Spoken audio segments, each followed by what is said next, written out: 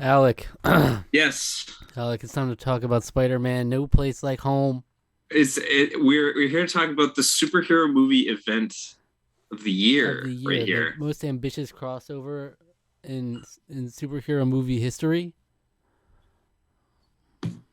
Saying that is kind of a spoiler already.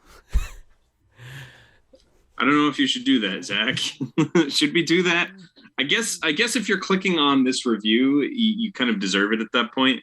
Because you should know this is like the most easily spoiled film in history. I literally Yeah. couldn't talk about it with Okay. Yeah. anyone. Yeah. I'll just put the spoiler will be it'll Yeah, be in the spoiler thumbnail. would be very Yeah. well. Yeah, It'll yeah. say the Because spoilers. this is literally the most easily spoiled because I couldn't talk about the movie with anyone. I There's didn't. no one I could talk about it to. Yeah, I didn't get a spoiler, but I mean, the freaking known about this concept for months, but I was managed to Right. not get specific things spoiled.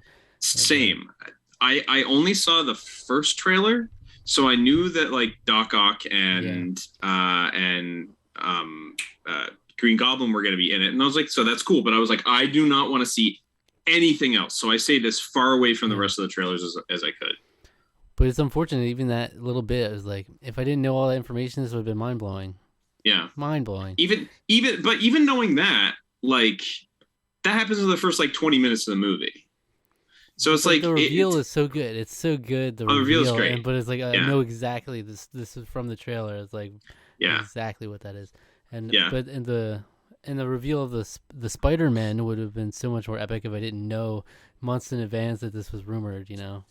I knew it was rumored, but they all downplayed it so much Mm-hmm. to the effect of like Kevin Feige was saying months ago, like don't have your expectations up too high, because it's we the rumor mill goes kind of crazy with these films, so just don't have your hopes up too high because we don't want people to be disappointed. That's why we've talked about it. Mm-hmm. Tobey Maguire was like completely silent. Andrew Garfield was like, I haven't been on a movie set in months. So I certainly haven't been anywhere near that. And it's just kind of like, I'm not in it, guys. It was basically like straight up said that. Mm-hmm. Sure enough, the first Spider-Man that was revealed, the extra Spider-Man that was revealed, it was Andrew Garfield. And I was like the most excited. Dude, I don't even really like those movies, but I was still he like, killed it. He killed it. he absolutely killed it. He absolutely killed it. He killed it. Um, This movie, yeah, wait, this movie's badass, right? this Let's movie say is that. like one of my favorite superhero movies ever. Yeah, I feel like I can say that without exaggeration. I saw it twice last weekend. I'm going to see it again tomorrow. I'm probably going to try to go see it again when my family's here. I would take my nephew and nieces to go see this movie. mm-hmm. Um, I mean, it's it was just so charming and wonderful. And to me, the thing that I love the most about it is that while it was extremely like a throwback, a nostalgic sort of thing, the movie wasn't just that. It wasn't just like, I remember all these things. It very well built upon itself. Like the storyline involving all of our mainstays from the home trilogy, I guess you call it. the home trilogy. Yeah, The home trilogy, the Spider-Man home trilogy. All that stuff, all that core stuff was great. Absolutely great. All the Marvel Universe stuff, the little tie-ins, everything with Doctor Strange, all that stuff was awesome, a wonderful. little bit of teen Um, drama. the teen drama, all that stuff was great. Yeah, I loved it. It didn't. The film felt like it was more than just this. It felt like it was more than the sum of its parts, right? You say it's, of course, you have all these things added in. It's like, oh, that's pretty great, but it did an excellent job of keeping you invested in just the story and not necessarily getting caught up in the nostalgic bits, of which there was a lot, because when they were all on screen together, holy crap, was it some of the most fun I've ever had at the movies. Yeah, I mean, they had such an extended period of time where they were up there just like chatting up there, and it Yeah, worked. It worked.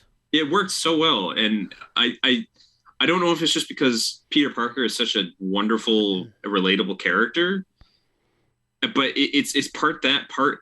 All three of them like had genuine chemistry. You could tell they were all having a just a great time.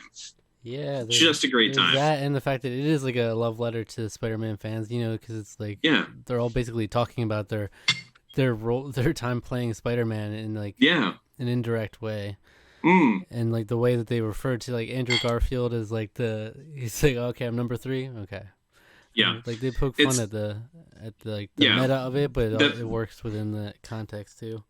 there is some good meta to that. I thought the meta the I thought they did such a.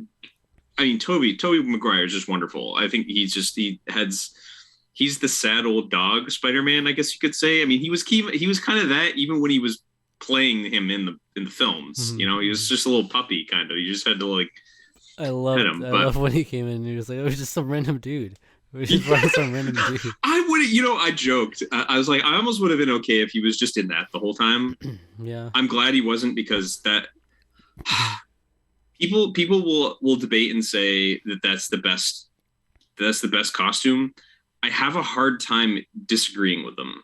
My heart says like no, I like a lot of the new suits a lot. But like that suit is just so perfect, so iconic.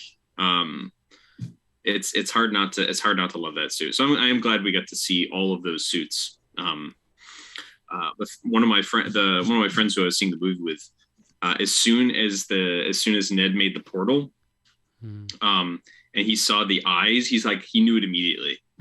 He was like jumping up and down in his seat. He was like, he lied. He was like saying that. He was talking about Andrew Garfield, but it was like because like that Spider-Man had like much bigger eyes than the other two.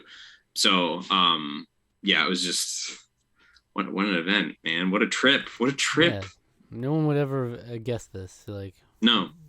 before the freaking rumors, but no. My parents wild. were both completely oblivious to this. They were completely oblivious.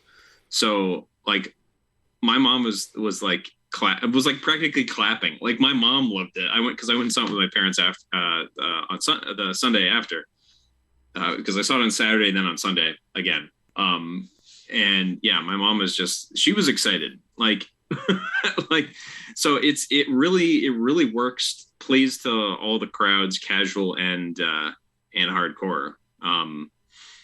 So I mean just having that, but so the interplay between all of them, the redemption for the Amazing Spider-Man, to me is probably one of my favorite parts of the film. Those movies just aren't very good. I've only actually ever seen the first one. I have not seen Amazing Spider-Man 2, so I can't speak to it directly. Which they directly referenced in this movie. Yeah. When MJ was falling down, there's a direct reference to Gwen Stacy. Yeah. Falling down in Amazing Spider-Man 2. That was really well done, I thought. Like, oh yeah, oh dude, I freaking started crying. Yeah.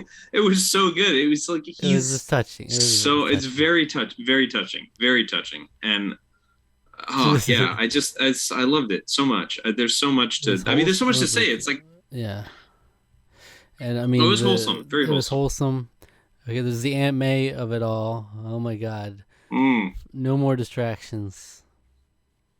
It's the end of that. Horrible. What an end Terrible. To that. She did have. It's very sad. She did have quite a presence in this movie, though. I really like. Yeah. For a while, and she did a lot of wardrobe changes. I noticed she would come back in with like a new bomb outfit, like every scene. She did. Well, because the thing that they really laid into here was like there's a lot of like the morality of Spider-Man and like where his greatest influences come from his aunt and his uncle. And I really liked how this showed Aunt May working at Feast, which if you've played Spider-Man, the video game that Insomniac did, you know that plays a significant role in the story as well. That's where pretty much all the time the story beats with Aunt May. You're always going to the Feast Center.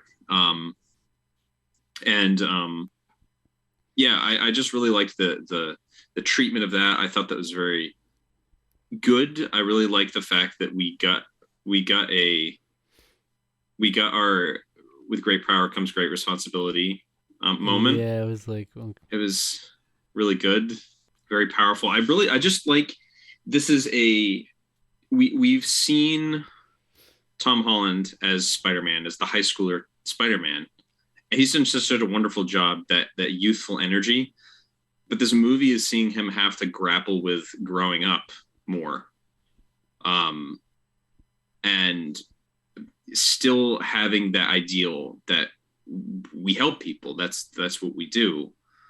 And having to come to terms with the dark realities of like people that are trying to stop them from doing that, to the point where it kind of gives them a little bit of a dark edge, a more vengeful edge to him, and them making the tough decision at the end of the film to do its best for everything, reality at this point, and just become anonymous completely.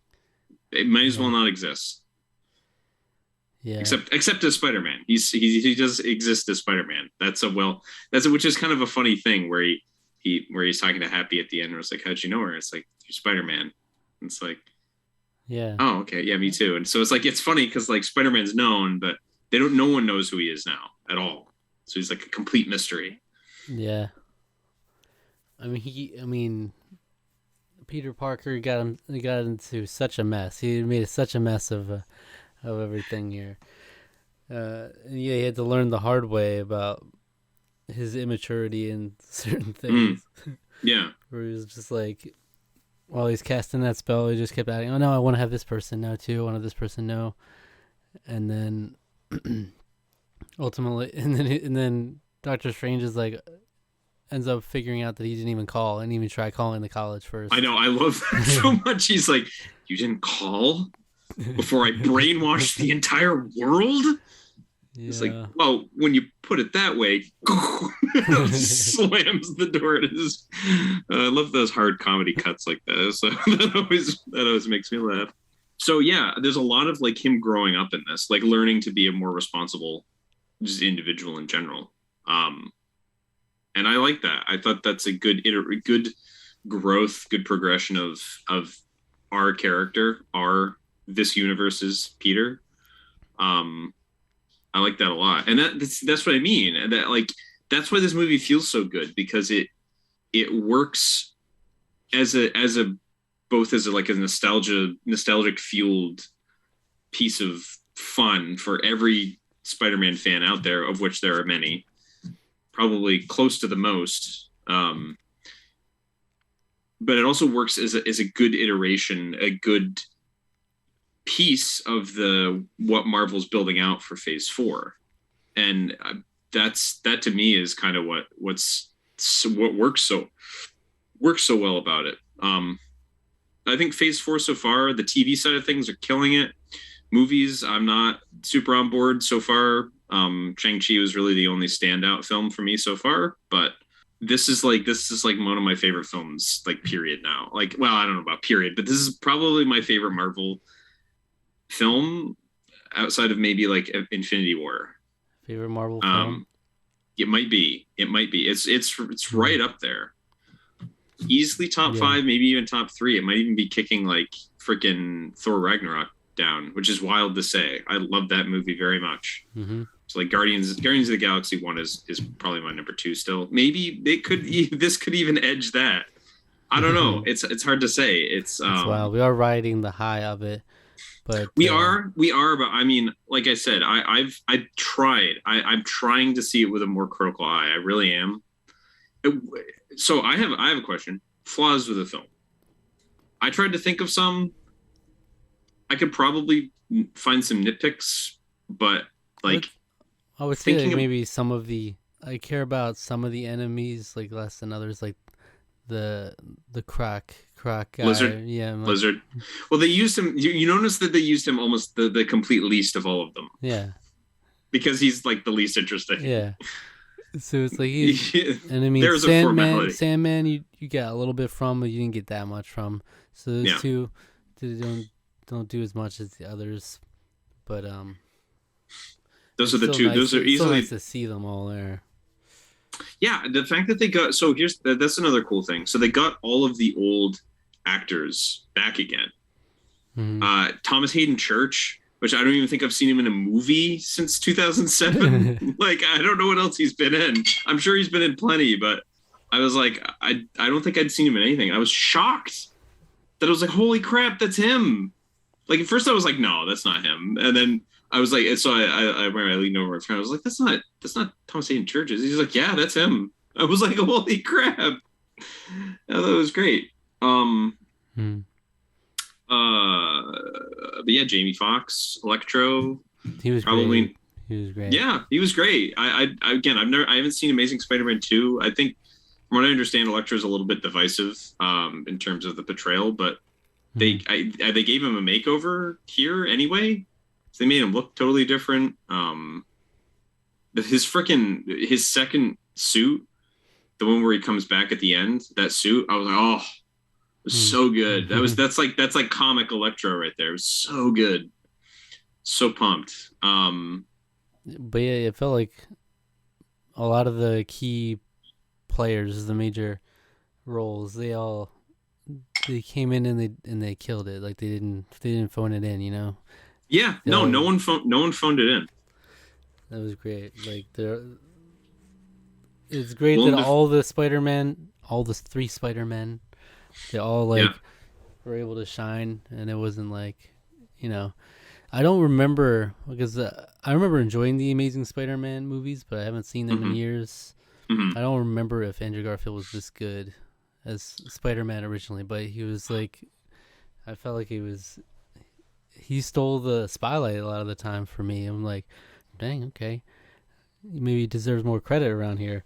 I like how they tried to spin that narrative too, where he is like the lesser appreciated Spider-Man, and they kind of did that in this movie too. Yeah, where he talks, especially how he talks about like how he lost, where he talks, they're talking about like how they've had to deal with the dark parts of their life. And he talked about like how after he lost Gwen, which is a period that we know nothing about because it doesn't exist on film, he's like, I lost myself. I got angry and I lost my way. I've been trying to find my way back ever since. And I was like, that's like gutting. That's like heart wrenching because it's makes like me think, oh, that could have been a good movie. that could have been good. 3. But it's also almost speaking to like as like a commentary of like those films and like Andrew Garfield's role in them. It spoke on like a contextual level of like how those films were made, and it's like it was really kind of very powerful when you think about that, because I find those two films be very cynical. The reason they were made was to cash in and to not let Marvel Studios grab hold of the license for Spider-Man due to a contractual deal that Marvel, the company, made with Sony Pictures, that you have to make films with a character in order to keep the license. Thankfully, Marvel Studios has been able to cut a deal with Sony and allow films like this to be made. Because like we'd still be, I don't even know where we would be anymore if that didn't happen. You know? Yeah, because I remember that was huge news that they were able to get Spider-Man: Homecoming, and the fact that it was Civil War where they did it. Yeah. But the fact that we went from there, where we were to where we are now, where it's like we got all of them. Yeah. All of them in here for this movie. The gangs, they're all here. That's like it's like Smash Brothers, you know? Like, everyone is here. Everyone is here. The dynamic is really good. I like how they're all like supportive of each other. You know, like Tobey Maguire was like, "You're amazing, man. You're amazing. You are amazing." Emphasis on the amazing. Yeah. But in terms of the villains, one thing, I mean, give it up to Willem Dafoe, who literally feels like he has never stopped being this character. Yeah. Give it up to oh my gosh, I can't believe Alfred Molina. Thank you, internet. Alfred Molina, also acting like he's like never stopped playing a character. Yeah, he was great. Another amazing thing. Did you notice the de-aging on either of those people. Not really. No, I didn't either. They literally looked like they walked out of they transported them from the film studio in 2002 and 2004 and transported them there. It was it was wild. Like completely wild how good that technology's gotten. Like I could not tell. It was amazing. Like I didn't even think about it when I was watching the movie. Mm-hmm. And then I realized like later, I was like, oh my gosh, wait a minute. Yeah. So, yeah. And Doc Ock's character really shined. I mean, like big time. Jamie Foxx has a lot of chemistry or charisma, but like Doc Ock is like the one villain who actually really got redemption. Yeah, for sure. Like he actively chose to like do the right thing in the end. And that sort of happens at the end of Spider-Man 2 as well. Like he sort of realizes the error of his ways and the fact that his tentacles to control basically, and he sacrifices himself to destroy the. If memory, it's been a hot minute since I've seen it. So I think I seem to remember that he asserts control for a brief enough moment of time that he's able to destroy his fusion reactor. I think. Buries it in the Hudson Bay. I think, if memory serves. But yeah, it's cool having all of these characters just like all come together in this way, and they're being. So we haven't even really talked about the grand plot here. Not so much, but magic. Peter Parker is known now as the identity of Spider-Man. It was revealed in the end of Far From Home by Jake Gyllenhaal's character, Mysterio. Yeah. And it's completely ruined his life, more or less. It's ruined his friends and family's lives. They can't get into college because of it. They're starting the process of their seniors in high school. And they can't get into college because of the light of recent controversy. So he thinks, well, if the world forgot who I was, then they would fix them. So turns to Doctor Strange. Doctor Strange starts making some magic. Then Peter keeps addending on it, and it keeps making the spell go crazier and crazier until Doctor Strange has to like stop it and contain it because it's way too powerful and way too unstable. It could destroy reality. Then after that, reality is broken anyway, more or less. People start coming in from different universes looking for Peter Parker. And then Doctor Strange is like, fine, you're going to go find all of these aberrations from the timeline, and you're going to go, we're going to take care of them, and we're going to zap them back. And that's a fun sequence. Props to that shot where he's slinging. It's like that sunset shot where he's like swinging along the electric lines. Mm-hmm. That's like one of my favorite shots in the whole movie. It's awesome. Yeah. They did a lot of really cool stuff, not only with the shots, but with like the use of the webs and stuff too. Some really cool stuff, and how they were talking about how they have the differences between the Spider-Man too. It was cool. Yeah, I don't know. Sam Raimi really liked that. Like he's got web shooters. He just slings webs, right? Yeah. And it's like, no, that's not how he's ever done it. do you make that inside of you? Yeah. Yeah. It was fun, like them discovering it and how they're interacting too, their differences. Because when I was thinking about it, I was like, these two Spider-Man. I guess to see Spider-Man. I don't know how else. The Spider-Man, the Spider-Mans. Yeah, when these two come in, they're really behind the curve. If you think about it, like Tom Holland's Spider-Man, he's got so much extra shit on his suit. Tony Stark, man, Tony Stank. So I'm like, he really helps them out. How are they even gonna have a chance to shine here? But I think they do have little differences they can do. They're a little older. Especially Tobey Maguire, who's been doing this for a long time. He's older, more experienced. He's got this sort of sage wisdom. Andrew Garfield's not as old, but he still has like he still has dealt with some. And they're Where I just like that. I wish I could fight an alien. I feel kind of lame now. yeah, exactly. Yeah, yeah. And those two Spider-Men are more sciency too. They're definitely Mm, more like the scientific Spider-Man too. yeah. So Tobey Maguire's really got the reporter angle, like the photographer. That was the angle that they really leaned into on that side. That he works as a photographer for the Daily Bugle. Why can't I remember? Hold on. Let's talk about J. Jonah Jameson for a second. Holy crap. Yeah, I love this Alex he's Jones just take. Alex Jones. Yeah, He's just straight up Alex Jones, and I'm here for it. He's just like, I work for J. Jonah Jameson supplements. I was like, oh my god, it's Alex Jones. It's like, I mean, they're really leaning into it at that point, and I was like, okay, I'm cool with that. It's pretty great.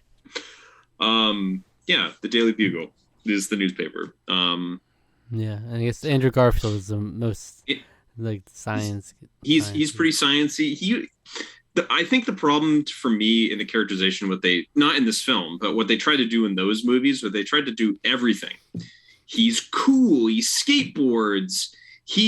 He's science man. He's a photographer. Gwen Stacy's loves him. It just felt like it.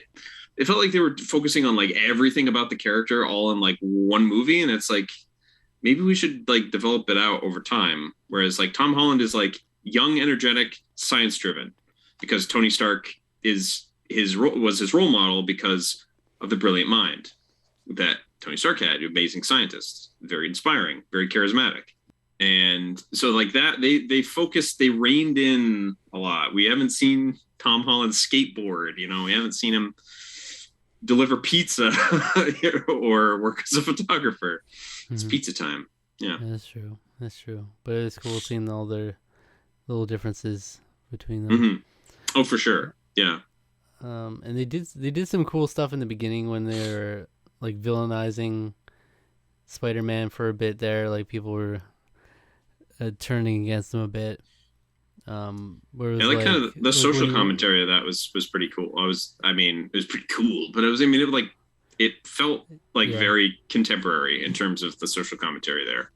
And then when he went into the school, and they were like, the one of them had set up the whole like shrine for him, and the other was like, "We know what you did." Yeah, Don't Hannibal think. Buress. Hannibal Buress's character from the Yeah. previous films is like, he's like, yeah, murderer. Don't listen to him. He's a conspiracy theorist. We know what you did. Yeah, I also like the shot a lot, like when he's just right did like almost after that, completely after that, where he like walks down the hallway and like the people are just like they all have their cameras out and they're all like taking pictures and video for TikTok, and I was like, yep, this is it. This is what it is. Everyone living through a camera. I mean that, and like especially the polarizing sides of the debate, because there are people that are on his side. MJ, we love you. You're gonna have his spider babies. That guy, I love that guy. I was like, Yeah. There's so much to appreciate in this movie. It really it's was a treat. yeah. The Death Star comes back. His Lego Death Star. It gets demolished by the robot, and I got really sad. I was like, that thing's like $900. It got destroyed. And I was like, oh. Yeah. So where do we go from here after this Spider-Man? Are we going anywhere? What's going on? So for Spider-Man, Yeah, like what's the next stop for Spider-Man? well, I don't know. He's gonna have to reclaim. So at the very end of the movie, he does make the decision where everyone forgets that Peter Parker exists. So like we have to rebuild this. It's just like a new.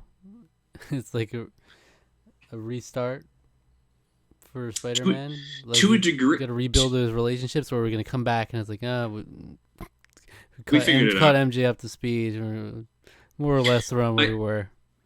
To me, I like the idea of him sort of reintroducing himself to his friends in a certain way. They're going to MIT, whereas you see at the very end of the movie, he has his GED books. This is a Spider-Man that's not going to college, and that's kind of an unusual step for the character too. Because I mean, I'm sure there's probably some runs where like Spider-Man hasn't of the comic where Spider-Man didn't go to college or whatever, but this one where you would expect him to get in, and to get into and to go to college is not going to. So that's very interesting to me. I like that angle. I like the idea that like he's gonna get a job, part-time job, but he's still gonna do what he does and help people. Be his friendly neighborhood Spider-Man. But so is he thinking he's just gonna let him like leave him alone? He doesn't want him like to be in his life.